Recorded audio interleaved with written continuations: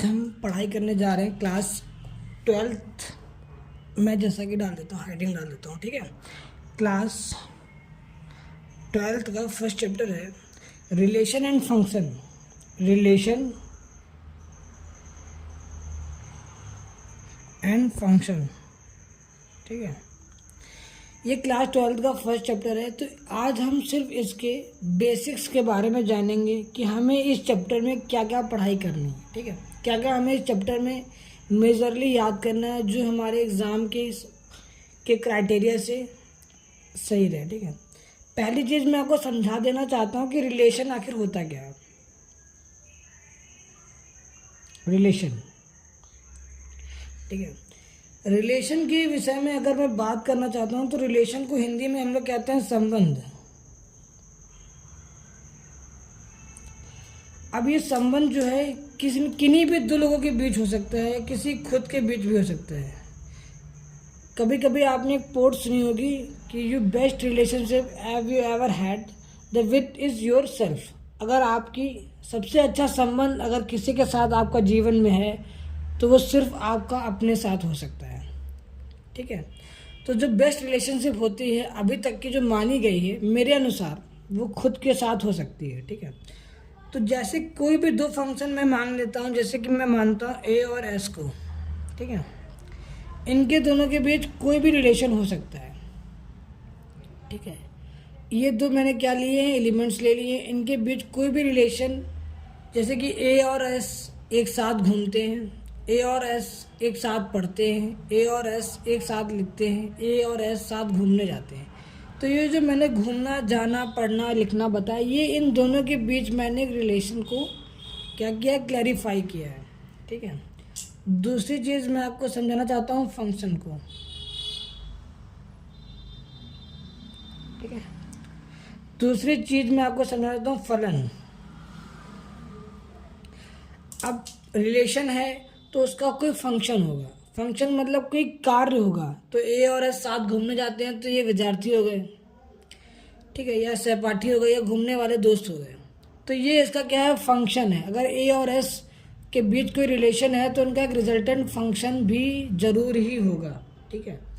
तो इस तरह क्या करते हैं हम रिलेशन और फंक्शन को समझते हैं कि रिलेशन के लिए दो एलिमेंट के बीच कोई क्रियाकलाप हो सकती है। जैसे कि दो भाई स्कूल जाते हैं तो ये ए और बी के बीच क्या हो गया, ए और बी के बीच ये क्या हो गया, रिलेशन जनरेट हो गया। रिलेशन कि ए कॉमा बी क्या हो गए, ए और बी भाई भाई हैं, भाई भाई है। तो ये क्या किया मैंने, ए और बी के बीच एक रिलेशन जनरेट कर दी, ठीक है। ये रिलेशन की, तो मैंने अभी तक क्या समझाया आपको, रिलेशन समझाया कि रिलेशन आखिर होती क्या है। फिर मैंने आपको समझाया फंक्शन क्या होता है, ठीक है। अब हम लोगों ने रिलेशन के बारे में जान लिया, फंक्शंस के विषय में जान लिया। ये सिर्फ बेसिक्स बता रहा हूँ आपको, सिर्फ एक नॉर्मल इन्फॉर्मेशन दे रहा हूँ अबाउट दिस चैप्टर। इसके लिए मैं अलग से वीडियो बनाऊंगा डीपली, जहाँ पर आपको एग्जाम्पल के साथ इन सभी चीज़ों को मैं पूरी तरह से क्लैरिफाई करूँगा, ठीक है। तो रिलेशन मैंने बता दिया आपको। अब बताता हूँ टाइप्स ऑफ रिलेशन,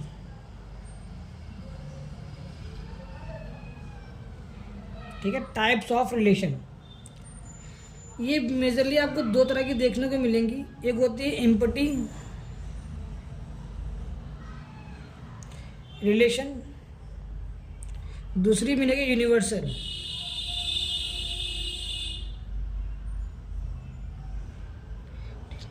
दूसरी क्या मिलेगी, यूनिवर्सल रिलेशन मिलेगी आपको। एम्पैथी रिलेशन आपको नाम से ही मालूम चल रहा है, एक ऐसा रिलेशन जो एम्पैथी है अर्थात खाली है, अर्थात वहाँ पर कोई रिलेशन बना ही नहीं है। चलिए एक क्वेश्चन के माध्यम से मैं आपका थोड़ा सा आईक्यू चेक कर लूँगा कि आपका आईक्यू कैसा है, ठीक है। जैसा कि एक क्वेश्चन मैं दे रहा हूँ आपको कि देयर इज स्कूल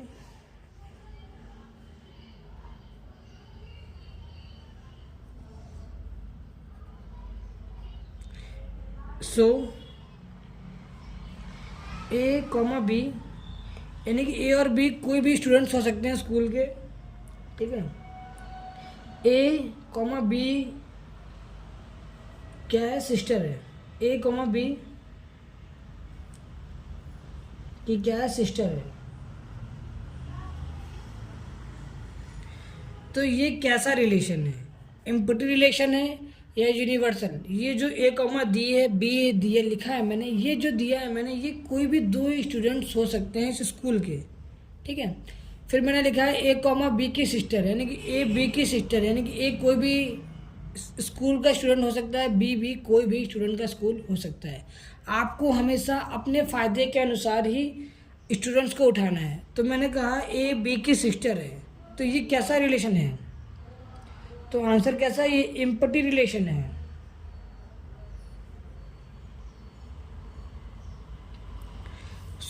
ये पूछेंगे क्यों ऐसा बताया आपने, एम्पटी रिलेशन क्यों कहा? क्योंकि there is a boys school, वो एक बच्चों का नहीं लड़कों का स्कूल है। तो यहाँ पर बहन होने की संभावना क्या हो गई? एम्पटी, यानी कि रिक्त हो गई। तो इसे मैंने क्या बता दिया? एम्पटी रिलेशनशिप, ठीक है। अगर मैं इसी में ही एक क्वेश्चन और ऐड ऑन करता हूँ कि ए बी की जो हाइट के बीच डिफरेंस है वो 3 मीटर का है। Difference between A comma B, A B से 3 मीटर कम है।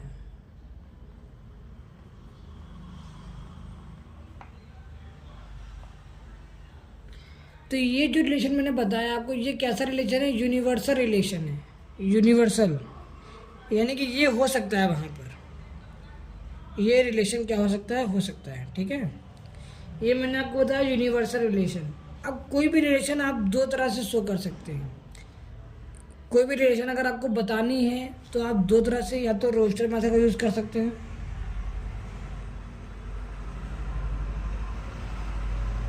या फिर आप किस मेथड का यूज़ करेंगे? Set.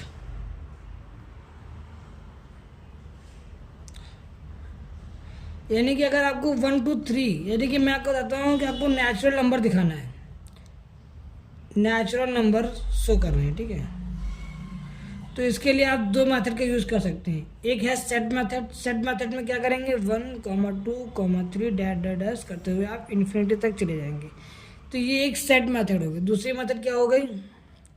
A comma B, so where A comma B की बात करेंगे। ए कॉमा बी एक प्राकृत संख्या है।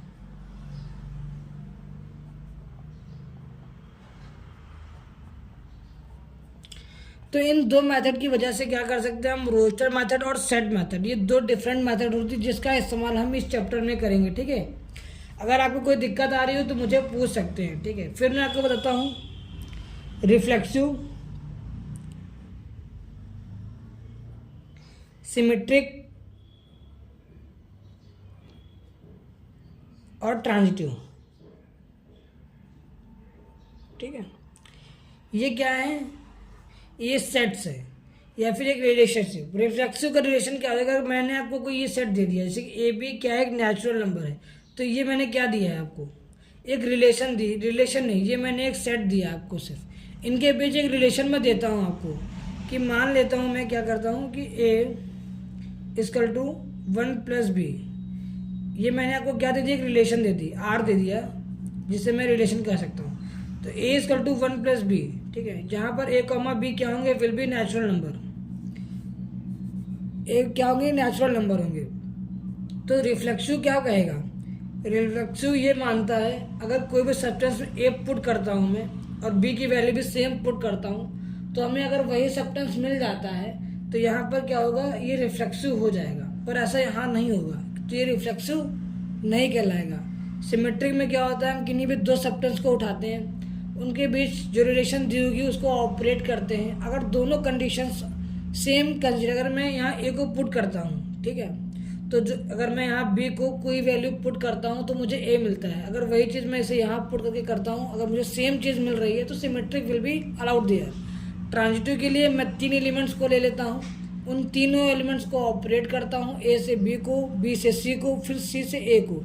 अगर ये तीनों, इसको मैं आपको सिंपल तरीके से समझाना चाहूँगा, एक एग्जांपल देता हूँ आपको, उससे आपको बहुत अच्छे समझ में आ जाएगा।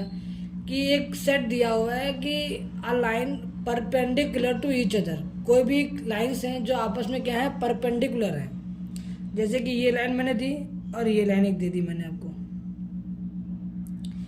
दो लाइनें मैंने बनाई हैं, दोनों लाइनें क्या है आपस में परपेंडिकुलर पर है, यानी कि ये इसके 90 डिग्री पर है, ये इसके 90 डिग्री पर है, तो ये रिफ्लेक्सिव नहीं है, क्योंकि कोई भी लाइन खुद के ही 90 डिग्री पर नहीं हो सकती, तो ये रिफ्लेक्सिव क्या है, नहीं है। सिमेट्री के लिए अगर कोई रिलेशन क्या है 90 डिग्री पर है, तो ये उसके दूसरी के भी क्या होगी 90 डिग्री पर होगी, यानी कि ये लाइन इसके 90 डिग्री पर है तो ये लाइन इसके 90 डिग्री पर है, तो ये सिमेट्रिक कंसिस्टिव को क्या करती है, होल्ड करती है। ट्रांजिटिव के लिए हमें 3 लाइनें चाहिए होती हैं, तो मैं 3 लाइन को ले लेता हूँ, इसके 90 डिग्री पर ये भी ले लेता हूँ, या मैं इसको ऐसे ले लेता हूँ, यानी कि ये इसके 90 डिग्री पर है, ये इसके 90 डिग्री पर, ये दोनों आपस में क्या है 90 डिग्री पर नहीं है, तो ये ट्रांजिटिव को होल्ड नहीं करेगा। ठीक है, ये मैं आपको सिर्फ बेसिक समझा रहा हूँ, ठीक है, ताकि जो चीज़ें आपको बहुत ही आसानी से समझ में आती रहे। और मैं आपको थोड़ी सी कुछ साइंस बता देता हूँ, ताकि जिन चीज़ों को आपको इस्तेमाल करना है इस चैप्टर में, ठीक है। तो एक कुछ साइन है, जैसे कि एक ये साइन है जिसे हम लोग एप्सिलॉन बोलते हैं, एक इस साइन का उपयोग करते हैं हम लोग, जिसे शायद सबसेट के नाम से या कोसेट के नाम से हम लोग इसको इस्तेमाल करते हैं। एप्सिलॉन का मतलब क्या होता है, जैसे कि मैं A, B एप्सिलॉन लगाता हूँ नेचुरल नंबर्स, तो यानी कि ए और बी जो है वो नेचुरल नंबर्स के क्या हैं, एलिमेंट्स हैं। और अगर मैं ये लगाता हूँ A, B, तो ये A, B क्या है, n का सबसेट है।